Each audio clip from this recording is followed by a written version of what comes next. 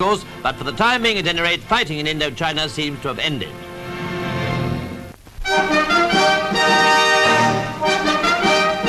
It was not long after the midnight deadline set by the French Premier that the first signing of the ceasefire was carried out by General Delteil for France and General Tar-Quons, Viet Minh Minister of Defence. Later, at the Palais des Nations, there was a full-scale session attended by all the leaders of the principal delegations to the Geneva Conference.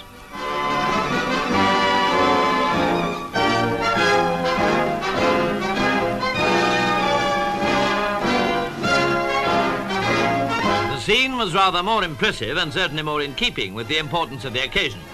This time, the signing included a ceasefire agreement between Viet Minh and Cambodia, the Indo-Chinese state which had previously been excluded by last-minute arguments.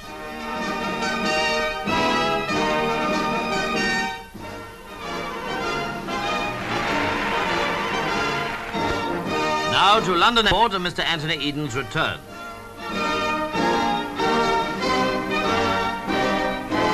Obviously and naturally pretty tired, Britain's Foreign Secretary, who was accompanied by his wife, paused for a word with reporters. They asked him to comment on the settlement. The task of the Geneva Conference was twofold. In the first place, to try to bring peace to Indo China itself after 8 years of hideous war. And second, to reach that agreement in order to avoid the danger of which many of us were very conscious, namely that that conflict would spread and lead to more serious disasters for us all.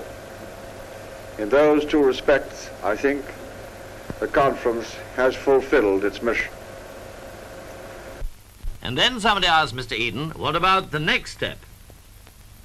Next step, as far as I'm concerned, is to get a little sleep, of which I'm rather short.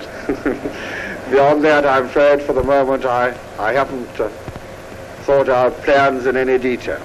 But I would like to say this, that the fact that this settlement has been possible is largely due to the Prime Minister of France, Mr Mendes-France, who has given energy and courage to the representation of his country and has made this agreement possible.